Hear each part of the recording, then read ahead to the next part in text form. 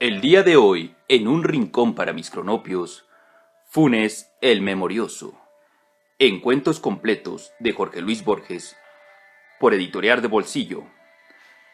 Dentro del apartado del libro Artificios. Lo recuerdo. Yo no tengo derecho a pronunciar ese verbo sagrado. Solo un hombre en la tierra tuvo derecho y ese hombre ha muerto. Con una oscura pasionaria en la mano, viéndola como nadie la ha visto. Aunque la mirara desde el crepúsculo del día hasta el de la noche, toda una vida entera. Lo recuerdo. La cara taciturna y ahindiada y singularmente remota detrás del cigarrillo. Recuerdo, creo, sus manos afiladas del trenzador. Recuerdo cerca de esas manos un mate, con las armas de la banda oriental. Recuerdo en la ventana de la casa una estera amarilla, con un vago paisaje lacustre. Recuerdo claramente su voz, la voz pausada, resentida y nasal del orillero antiguo, sin los silbidos italianos de ahora.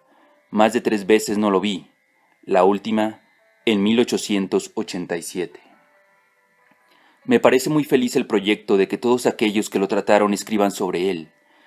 Mi testimonio será acaso el más breve y sin duda el más pobre, pero no el menos imparcial del volumen que editarán ustedes. Mi deplorable condición de argentino me impedirá incurrir en el ditirambo, género obligatorio en el Uruguay, cuando el tema es un uruguayo, literato, cajetilla, porteño. Funes no dijo esas injuriosas palabras, pero de un modo suficiente me consta que yo representaba para él esas desventuras. Pedro Leandro y Puche ha escrito que Funes era un precursor de los superhombres, un Zaratustra cimarrón y vernáculo. No lo discuto, pero no hay que olvidar que era también un compadrito de Fray Bentos, con ciertas incurables limitaciones. Mi primer recuerdo de Funes es muy perspicuo. Lo veo en un atardecer de marzo o febrero del año 84. Mi padre, ese año me había llevado a veranear a Fray Bentos. Yo volvía con mi primo Bernardo a Edo, de la estancia de San Francisco. Volvíamos cantando a caballo, y esa no era la única circunstancia de mi felicidad.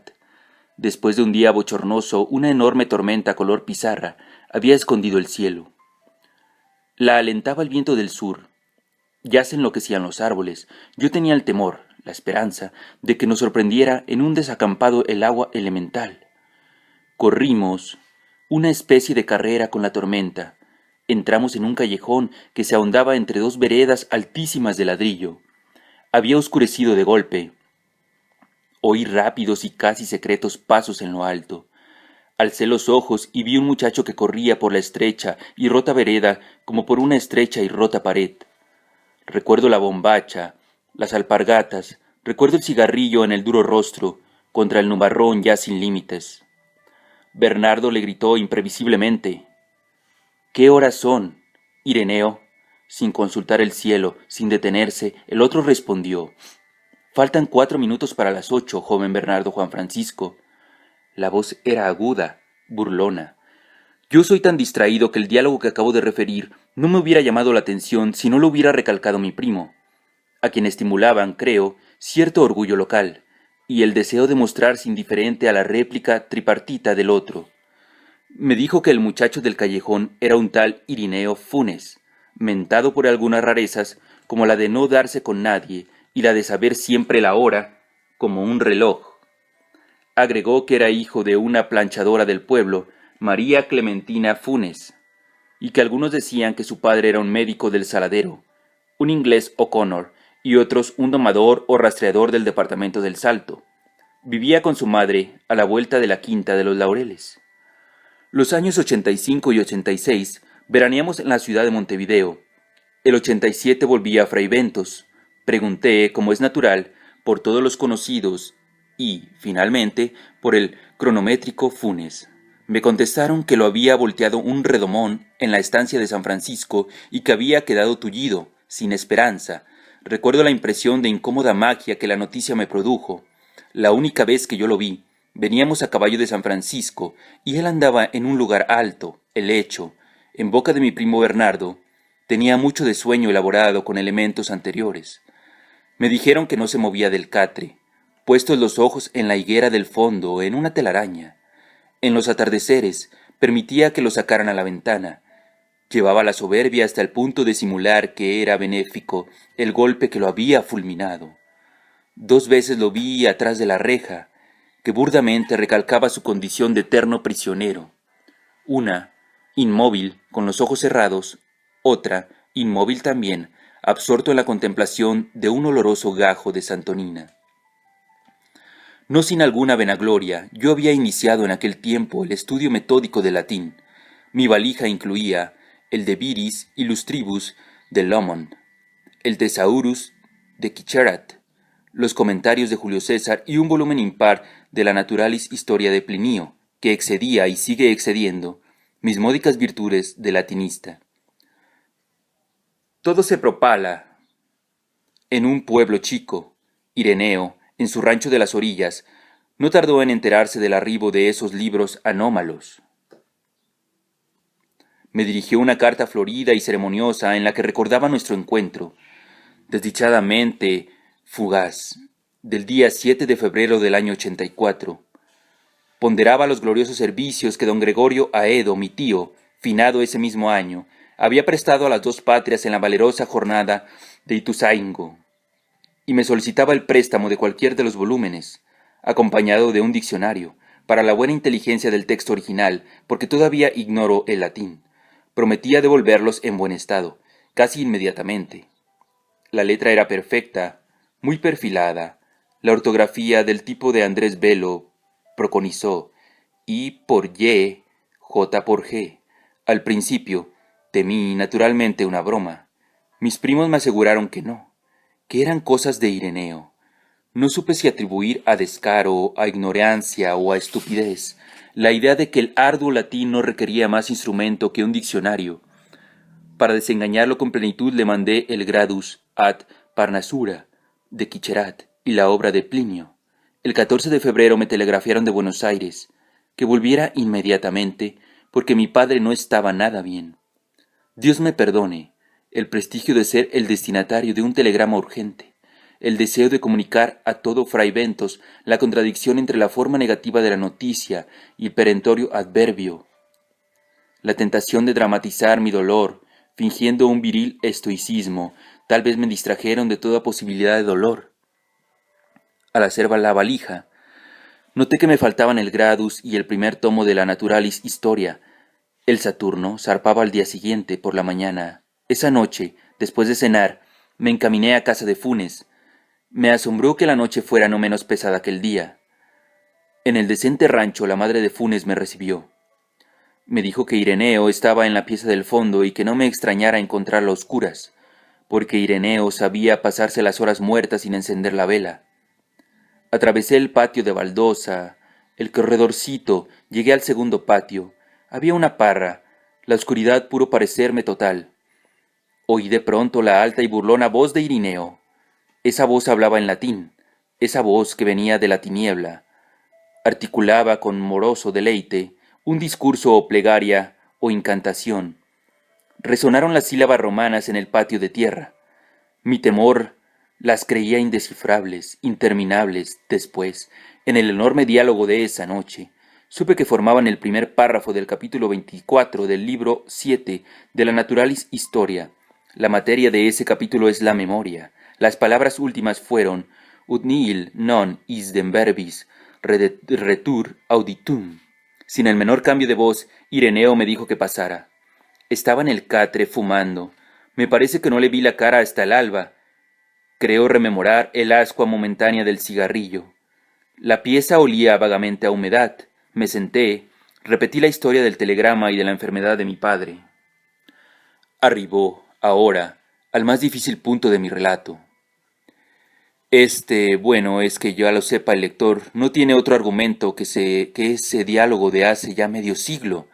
No trataré de reproducir sus palabras irrecuperables ahora. Prefiero resumir con veracidad las muchas cosas que me dijo Ireneo. El estilo indirecto es remoto y débil. Yo sé que sacrificio la eficacia de mi relato, que mis lectores se imaginen los entrecortados periodos que me abrumaron esa noche. Ireneo empezó por enumerar, en latín y español, los casos de memoria prodigiosa registrados por la Naturalis Historia. Ciro, rey de los persas, que sabía llamar por su nombre a todos los soldados de su ejército. Mitidrates Eupator, que administraba la justicia en los 22 idiomas de su imperio. Simonides, inventor de la mnemotecnia. Metrodoro, que profesaba el arte de repetir con fidelidad lo escuchado una sola vez. Con evidente buena fe, se maravilló de que tales casos maravillaran. Me dijo que antes de esa tarde lluviosa en que lo volteó el azulejo, él había sido lo que son todos los cristianos, un ciego, un sordo, un abombado, un desmemoriado. Traté de recordarle su percepción exacta del tiempo. Su memoria de nombres propios no me hizo caso. 19 años había vivido como quien sueña, miraba sin ver, oía sin oír, se olvidaba de todo, de casi todo. Al caer, perdió el conocimiento. Cuando lo recobró, el presente era casi intolerable de tan rico y tan nítido, y también las memorias más antiguas y más triviales. Poco después averiguó que estaba tullido. El hecho apenas le interesó. Razonó, sintió, que la inmovilidad era un precio mínimo. Ahora su percepción y su memoria eran infalibles. Nosotros de un vistazo percibimos 3 copas en una mesa. Funes, todos los vástagos y racimos y frutos que comprende una parra. Sabía las formas de las nubes australes del amanecer del 30 de abril de 1882 y podía compararlas en el recuerdo con las vetas de un libro en pasta española que sólo había mirado una vez y con las líneas de la espuma que un remo levantó en el río Negro la víspera de la acción del quebracho. Esos recuerdos no eran simples. Cada imagen visual estaba ligada a sensaciones musculares, térmicas, etc. Podía reconstruir todos los sueños, todos los entresueños. 2 o 3 veces había requerido un día entero. Me dijo, más recuerdos tengo yo, solo que los que habrían tenido todos los hombres desde que el mundo es mundo. Y también, mis sueños son como la vigilia de ustedes, y también hacia el alba, mi memoria, Señor, es como vaciadero de basuras, una circunferencia en un pizarrón, un triángulo rectángulo, un rombo, son formas que podemos intuir plenamente. Lo mismo le pasaba a Ireneo con las aborrascadas crines de un potro, con una punta de ganado en una cuchilla, con el fuego cambiante y con la innumerable ceniza, con las muchas caras de un muerto en un largo velorio. No sé cuántas estrellas veía en el cielo. Esas cosas me dijo, ni entonces ni después las he puesto en duda. En aquel tiempo no había cinematógrafos ni fonógrafos. Es, sin embargo, inverosímil y hasta increíble que nadie hiciera un experimento con Funes. Lo cierto es que vivimos postergando todo lo postergable. Tal vez todos sabemos profundamente que somos inmortales y que tarde o temprano todo hombre hará todas las cosas y sabrá todo. La voz de Funes desde la oscuridad seguía hablando. Me dijo que hacia 1886 había discurrido un sistema original de numeración y que en muy pocos días había rebasado el 24.000. No lo había escrito porque lo pensado una sola vez ya no podía borrársele. Su primer estímulo, creo, fue el desagrado de que los 33 orientales requirieran 2 signos y 3 palabras, en lugar de una sola palabra y un solo signo. Aplicó luego ese disparatado principio a los otros números. En lugar de 7013 decía, por ejemplo, Máximo Pérez. En lugar de 7014, el ferrocarril. Otros números eran Luis Melián Lanifur, Olimar, Azufre, Los Bastos, La Ballena, El Gas, La Caldera, Napoleón, Agustín de Bedia. En lugar de 500 decía 9. Cada palabra tenía un signo particular, una especie de marca. Las últimas eran muy complicadas. Yo traté de explicarle que esa rapsodia de voces inconexas era precisamente lo contrario de un sistema de numeración. Le dije que decir 365 era decir 3 centenas, 6 decenas, 5 unidades, análisis que no existen en los números, el negro Timoteo o manta de carne. Funes no me entendió o no quiso entenderme.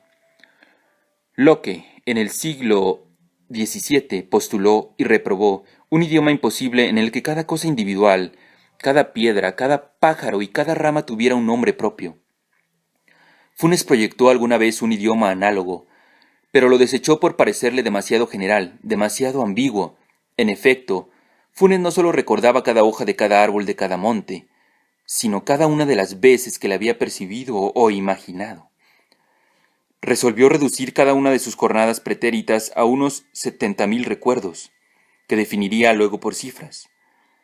Lo disuadieron dos consideraciones: la conciencia de que la tarea era interminable, la conciencia de que era inútil.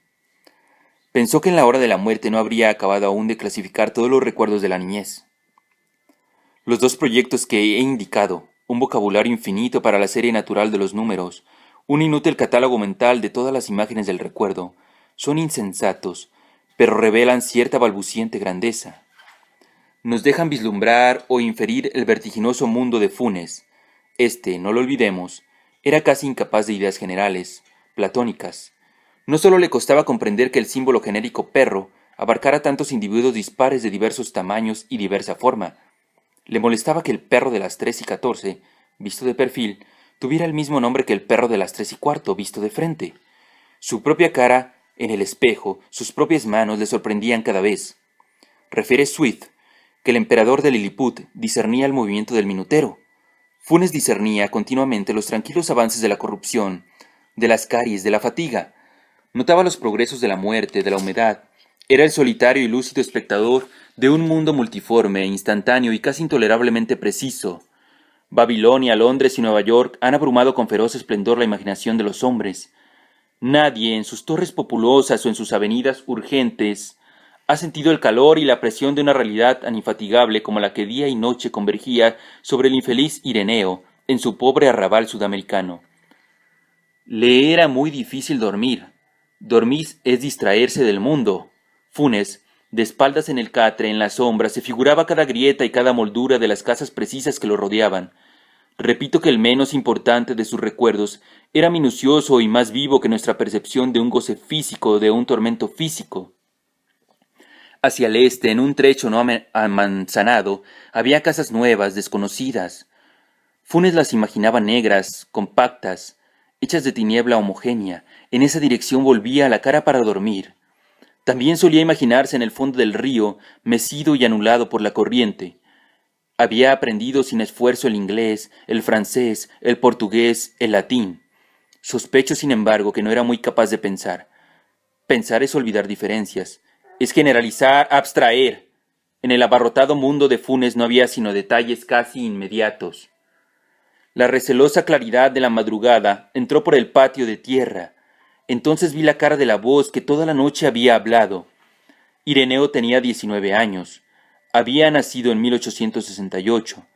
Me pareció monumental como el bronce, más antiguo que Egipto, anterior a las profecías y a las pirámides. Pensé que cada una de mis palabras, que cada uno de mis gestos, perduraría en su impecable memoria. Me entorpeció el temor de multiplicar ademanes inútiles. Ireneo Funes murió en 1889, de una congestión pulmonar. Fin. Funes, el memorioso. En cuentos completos de Jorge Luis Borges. Editorial de Bolsillo. Espero les haya gustado. Hasta la próxima.